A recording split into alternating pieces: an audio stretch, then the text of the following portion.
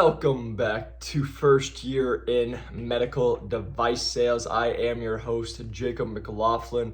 Excited to be coming to you today to just share some more knowledge, share some more experiences, and hopefully help you guys and girls get your territory running where you would like it to, as well as just give you some tips and hopefully just help your career as we go. And so, today I was thinking about what I wanted to do because we just recorded. We've got a really special guest coming next week, so I'm excited to share them with you. But I was going over what do I want to go over this week to really help and give them value. And what I really wanted to touch on this week was turning a territory around and what you should be doing to be successful in a territory. And this is also to get promoted, right? So tips to help you get promoted and also be successful in your territory. And that's what this is really about, because so many times I'll talk to people and they'll be like, hey Jacob, I just broke in, but I don't know what to do. And this is the common myth that happens so many times, is that you're gonna break into medical device sales and you're gonna come with a company and they're gonna give you amazing training. And now, I'm not saying they're not gonna give you amazing training, but the reality is you're gonna only have training for maybe 1 to 2 weeks normally. And that's not enough to get you guys going, because this is what happens. You get all that information and then they're like, oh, you're ready to go break into medical device, or you're ready to go after it, and you learn all this information, now go sell. But what happens when you're a brand new seller, and the reason I can tell you guys this is because I did it, was you get all this information. It was a week or 2 weeks. You haven't actually been out in the field that long. You haven't had any experiences. You haven't even really talked to any surgeons yet. And then when you go and you finally do what I did, I just drove around and got meetings set when I first got started, because I didn't even have my car, I didn't have my computer, I didn't have anything. And I was like, well, I'm not gonna just sit here. So I just started driving around and getting stuff set by just Googling offices. Then when I sat down, the thing that happened was I did word vomit, where you just got told all this great and amazing stuff and why you guys are better than the competitor and why they should use you, and you're all jacked and you're like, oh my gosh, I'm gonna go sell all this and make so much money. And then you sit down with a surgeon. And what I learned from experience is, normally, instead of actually getting to know the surgeon and see what their needs are, how long have they used your equipment, why do they use it? Do they use it because of residency? Did they get switched on it for 5 years ago because of the rep? Is the rep their best friend and they go golfing with, right? I just was like, they'd be like, who are you with? And I'm like, oh, here's my company, here's who I'm with, here's the product I sell. And then I go right into my pitch. And the reason I'm telling you guys that is, most likely, if you are brand new, that is you. You, especially if you're a new rep, because you're just like, okay, I got a territory, I got to go hit it. But the reason I'm telling you all this is because the reality is when you first get in, the first 3 to 6 months, I say this all the time. I just had this talk. We just got an associate hired in under a year with the largest company in the world, and she now has a new territory. And we were just having the conversation of like, hey, don't sell. Stop trying to sell. Because she had all these plans of like, I need to do this, I need to do that. Oh, I'm going after this big competitor. Oh, I'm going to go get this. And the reality is I was like, if you do that, you're going to be having no life, number one, because you're going to be working all the time because you're trying to expand it. Number two, you're going to lose business, because she had already told me that there was a hospital that was looking at transferring and going to their competitor, and she would do that and she would run herself into the ground, and then she would be mad and call them all idiots in the next year, when it was actually she just didn't go and make the relationships that she needed to. So what I mean by that is, guys, normally, instead of worrying for the first 3 to 6 months about how much you're gonna go sell and how much money you're gonna make, and I trust me, I was there. Oh, you wanna come in and you wanna make a big sale so you can stamp that you know what you're doing and the company made a great hire. But my advice is, instead of worrying about all that, actually go and build the relationships with the accounts you're at. Because just like anything, it takes time. It's a relationship, right? If you guys are out there, if you have a significant other, you probably didn't meet them and in the first date be like, okay, let's do everything together. No.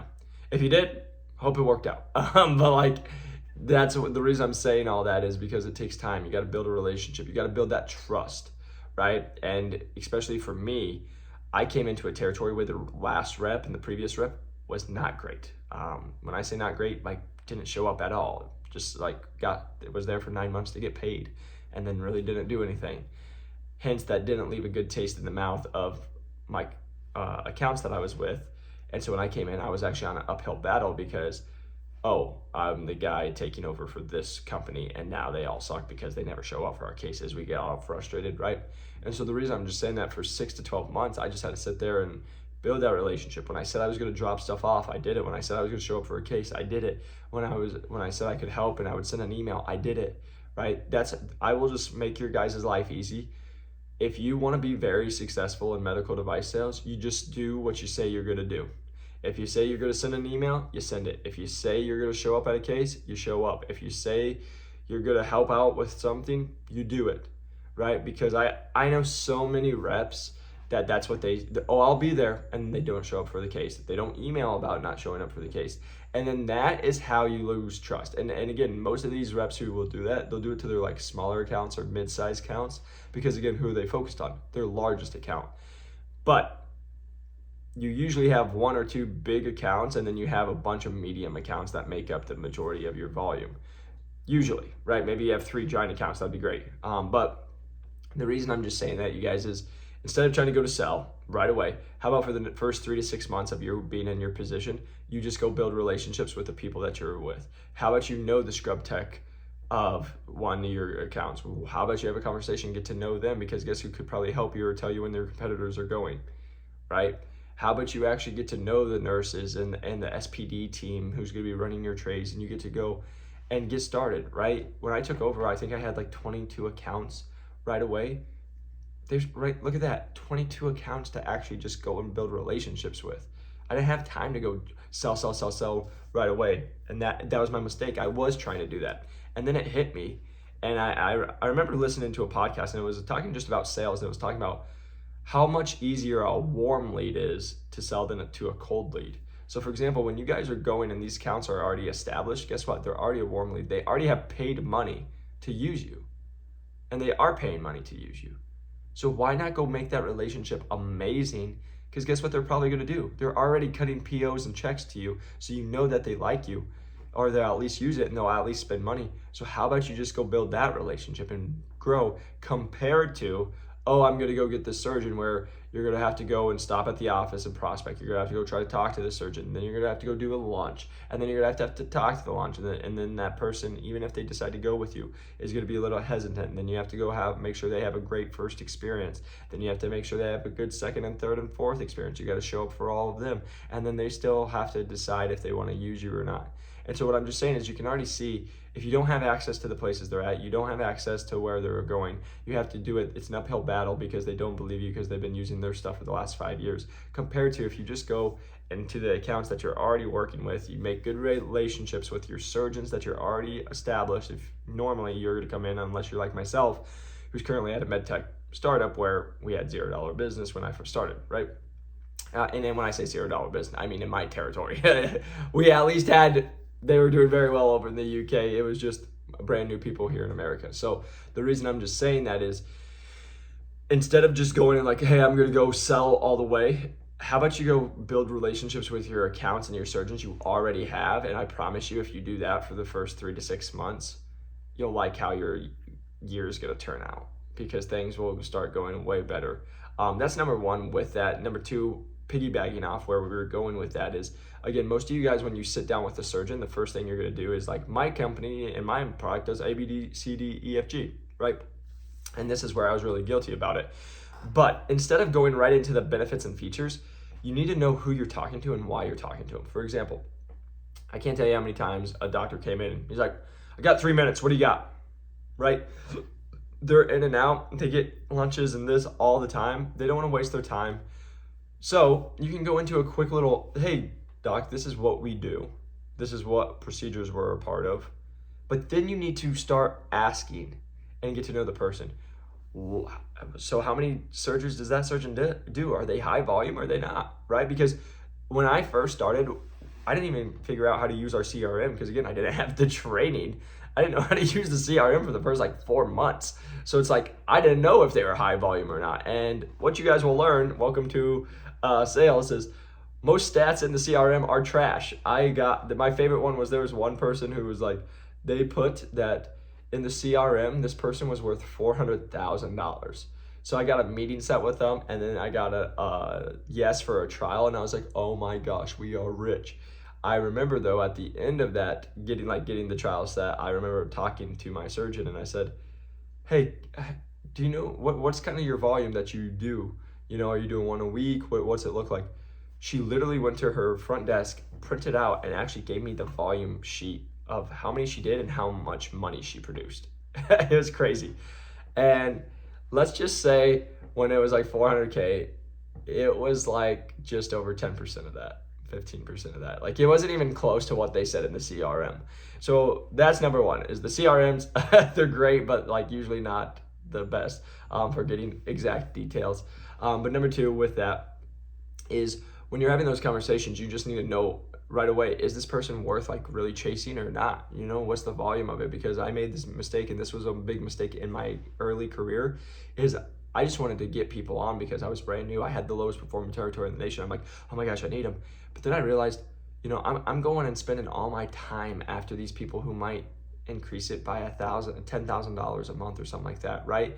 And this is what you guys will learn in sales is the $1 million deal and the $20,000 deal usually take around the same time, right? You hope, like, here's the thing, you can go do the $20 and $50 and $80,000 deals if they're quick, right? They shouldn't take as much process. They should be here in and out. That one's okay. Those ones can be a little faster. But a lot of times what you'll learn is if, like, for example, I talk about this story all the time. I had a account that they had 13 physicians and surgeons in there. And so I was like, if I get this account, I hit my quota, like this one account.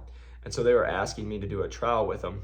But as I sat there, I actually went through some of the stuff in the office. They had actually had all our equipment from the previous rep who just dropped it off for a trial a couple of years ago and never picked it up.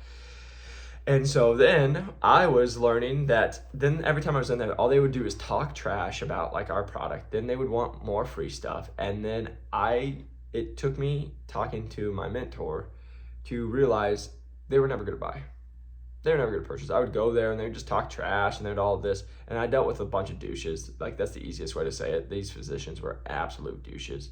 Thought they were so God's gift to the freaking world. And then my favorite would be like, oh, we don't got any money. And then literally I'm sitting in the chair while they're talking to their team doing computer work. And I hear the one surgeon who just told me they didn't have any money for us to buy our product saying how he just bought an RV and a brand new Tesla. And I was like, and they always would be like, oh, can't eat ramen forever. Yeah, I'm pretty sure unless you're eating $1,000 ramen, I don't know where we're coming from. But I'm just laughing and giving you guys some jokes, is that's what you're gonna face all the time.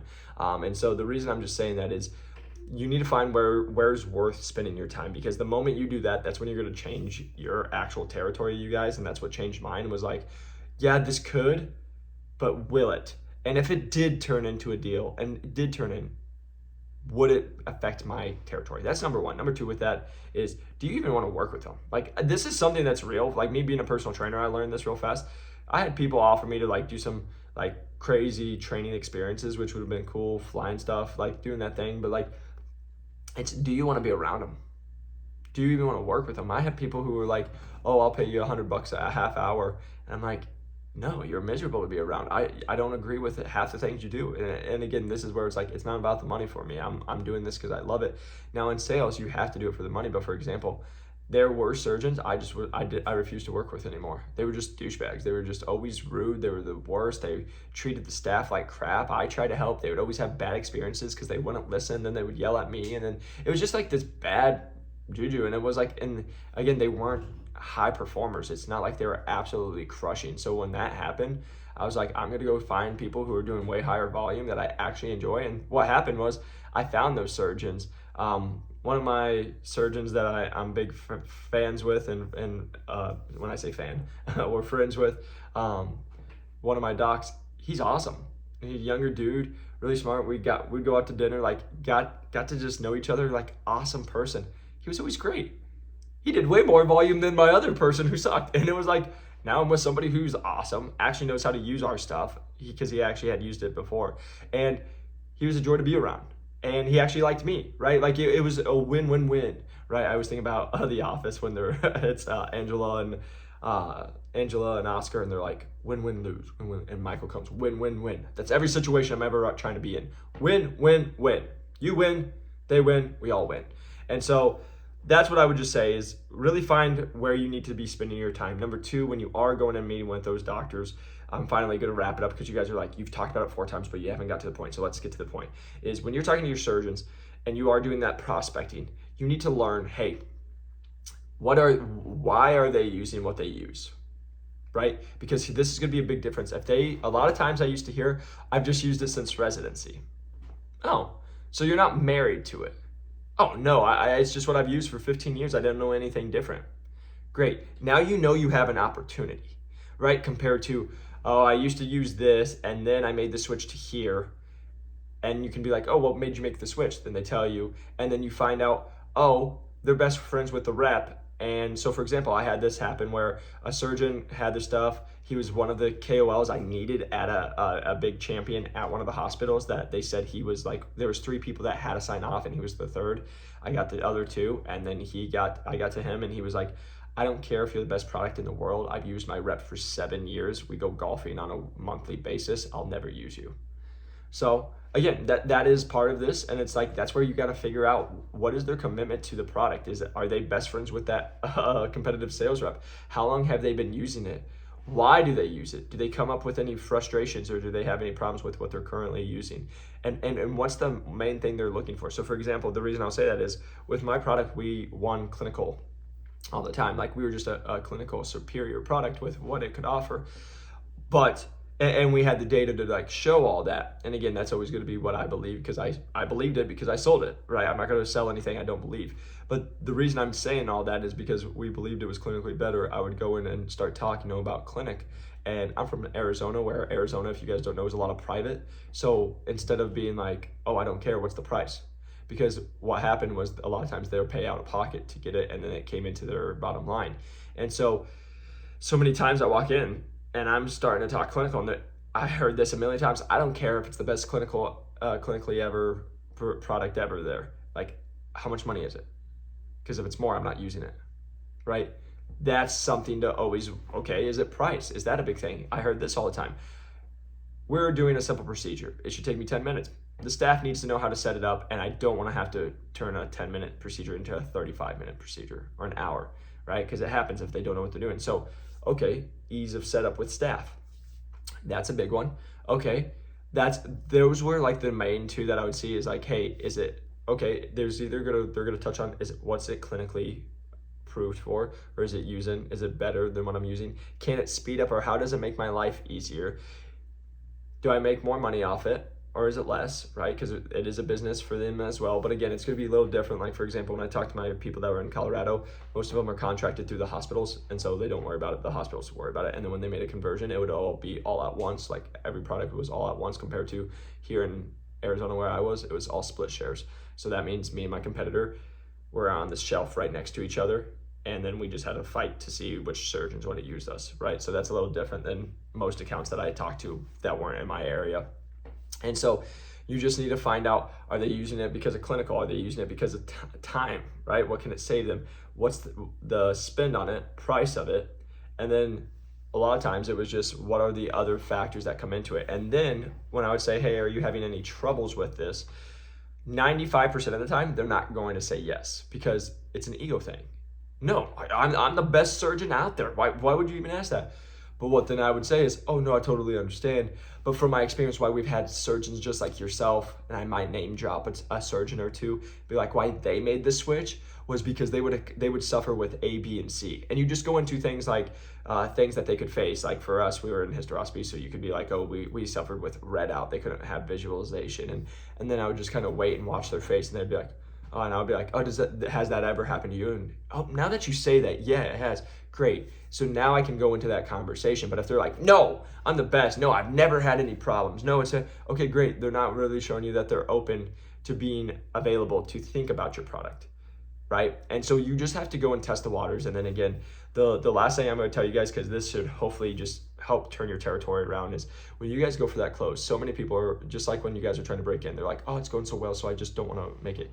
So what you need to do is say, would you be open to trialing this? And they'll be like, yeah. So everyone's going to usually say yes because they want to get you out of their office. It's quick and they know they can get your yes, and this is what makes the good reps from the like great reps, and like this is how you can get it. Is most reps are too afraid to be like, okay, yeah, sounds great, thank you. They'll be like, the great reps, what they'll do is they will close them multiple times, because what they'll do is they'll say, great, okay, when are your next 3 cases? I don't know. That's what they'll always say. Oh, I don't know.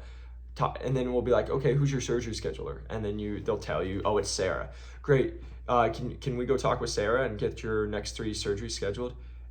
2 things will happen. They'll either be like, yeah, let's go, or they'll be like, 3 things will happen, I should say. They'll say, yeah, let's go, or no, don't worry about it, I'll take care of it, or nah, I'm not sure about that. Because the reason I'm saying that is the 2 things. If the other 2, if they don't say, yes, let's go get that person, or they walk you to, because I've had this where they walk you to and say, hey, go set it up, those other 2 responses, they're not bought. And so what you have to say is, like, when they used to say, no, I'll take care of it, or they'll be like, no, we'll get back to you. It'll be like, doc, I'm a little confused. You just told me you're facing these problems.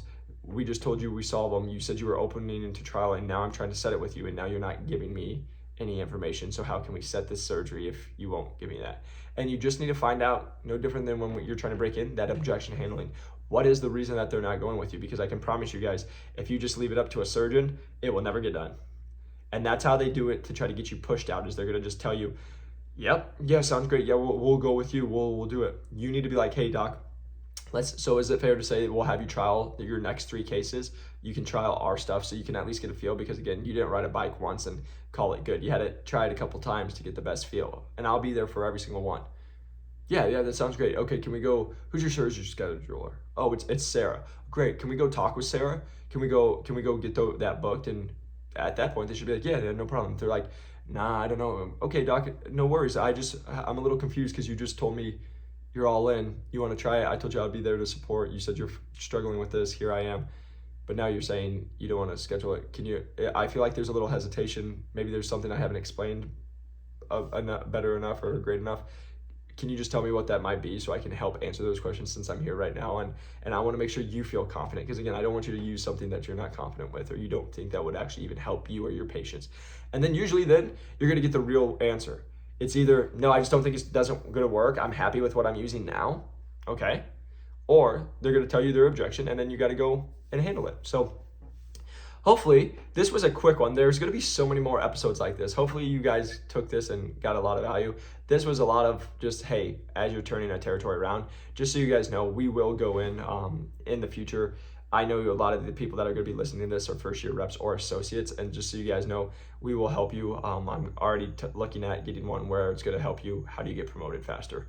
And specifically just on that, what you can be doing. So I just want you guys to know how much I appreciate you. I'm so excited to be bringing this out. Make sure you press that like and subscribe button if you're watching on YouTube, which the making of this, the YouTube's not out, so this is for later on. But if you guys are listening on the podcast, a 5-star review does help us. So please, 5-star review, share it with your friends. If you could do that, that would be absolutely amazing, because that's how we're going to grow this channel. Again, I am just here to share my experiences with you guys, and I hope you get a lot of value so we can help you. And I'm just having you try to learn from what I've done, so you guys don't have to have the same screw ups, and you can have faster success, because again, we've had success. We just want to share it with you. So really appreciate you guys. Hope you have an awesome week, and can't wait to bring you the episode from next week. Peace.